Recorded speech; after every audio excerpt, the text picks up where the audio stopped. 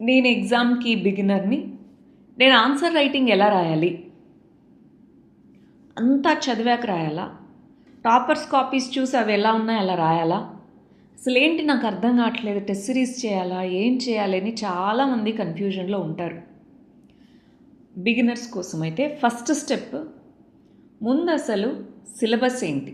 ఆ సబ్జెక్ట్ యొక్క overall syllabus ఏంటి అని ఒక ఐడియా ఉండాలి. అసలు ఏముంటాయి? ఎన్ని టాపిక్స్? అవన్నీ ఇంటర్ కనెక్టెడా కాదా? ఎందుకంటే ఆన్సర్ రైటింగ్‌లో ఇంటర్ కనెక్టెడ్‌గా ఉంటాయి మనం రాసే పాయింట్స్. అది కొద్దిగా చూసుకోవాలి. రెండోది దానికి సంబంధించిన బేసిక్స్. ఫర్ ఎగ్జాంపుల్ ఎకానమీ మీద మీరు ఆన్సర్స్ రాయాలనుకుంటే ఎకానమీ రిలేటెడ్ బేసిక్స్ ఏముంటాయి? ఎన్‌సీఈఆర్‌టీ బుక్స్ కదా!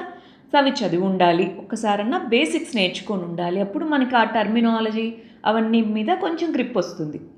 మూడోది ఏ టాపిక్ మీద అయితే మనం ఆన్సర్ రాయాలనుకుంటున్నామో let's say MSP minimum support price దానికి సంబంధించి ఏదో ఒక క్వశ్చన్ ఉంది. దాని మీద మీరు ఆన్సర్ రాయాలనుకుంటున్నారు. ముందు దాని గురించి చదవాలి. అంతే కదండి. చదివితేనే కదా మనం రాస్తాము. చదవాలి. ఆ తర్వాత ఒక ఆన్సర్ రాయాలని మొదలు పెడుతున్నాం. అసలు ఆన్సర్ యొక్క ఫార్మెట్ ఏంటి?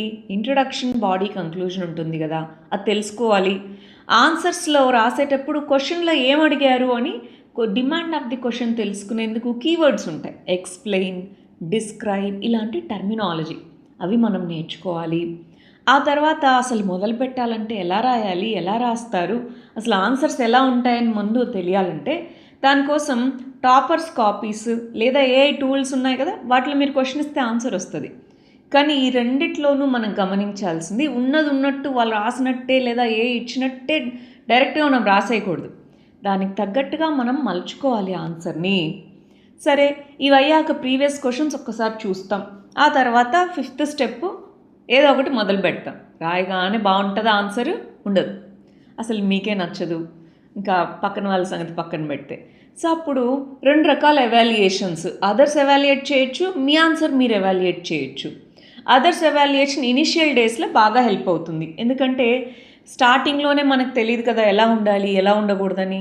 సో అదర్స్ నుంచి ఫీడ్బ్యాక్ తీసుకొని టెస్ట్ సిరీస్ ఇంకొకటి ఆ తర్వాత మీరు సెల్ఫ్ ఎవాల్యుయేషన్ చేసుకోవాలి. దానికోసం డైలీ మీరు క్లాసెస్కి వెళ్తున్నన్ని రోజులు డైలీ 1-2 ఆన్సర్స్ రాస్తూ ఉండండి. కానీ చదివాకే రాయండి. చదవకుండా ఊరికే ఏదో క్వశ్చన్ తీసుకోవడం రాయడం మాత్రం దయచేసి చేయొద్దు.